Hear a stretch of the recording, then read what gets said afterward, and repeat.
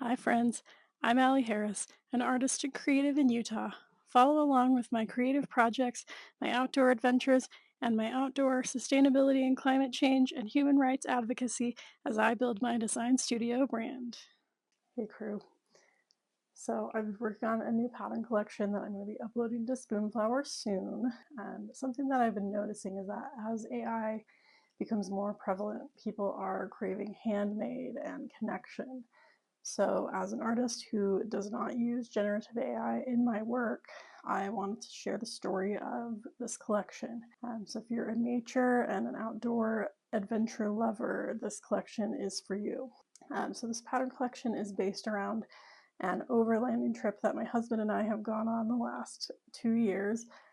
So, the group started in Page, Utah, where we worked our way through the San Rafael Swell. Then we go down into Moab, Utah, do some trails there. And then from Moab, we head east into Colorado and we spend a few days around the Ouray Telluride area. So this trip is a pretty grueling schedule, but the views and the memories, absolutely worth it. The first time we went in 2024, we didn't know anyone on this trip. And now we have all these new friends that we have been able to see here and there throughout the year outside of the trip. So we first went in 2024, and then in 2025, I got to actually design the group t-shirts. They gave me complete creative control, which was amazing. And so the first pattern that I'm going to show you, I actually based around my t-shirt design. So I drew some of the places that we passed through or stopped at during our trip in 2024.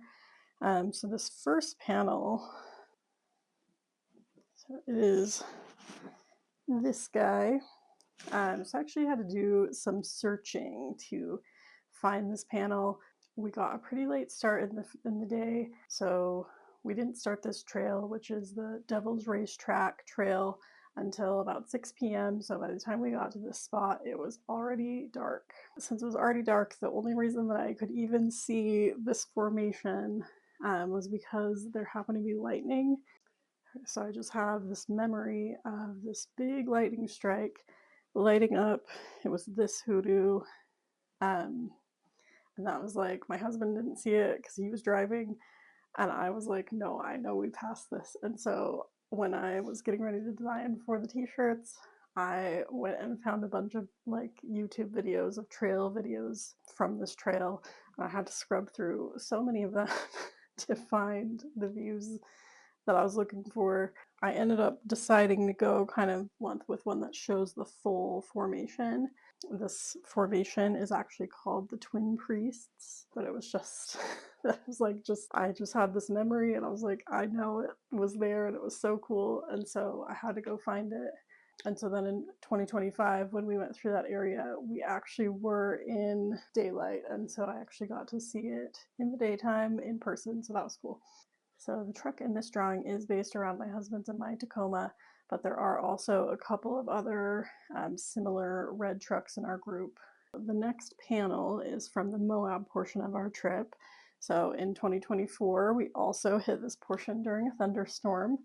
So I actually did draw some rain in this panel. Driving under this huge boulder is the most memorable part of this trail for me. I don't remember what the trail is called, my bad. So generally for the t-shirts, I was trying to keep the vehicles a little bit more generic just so that more people would see their vehicles being represented.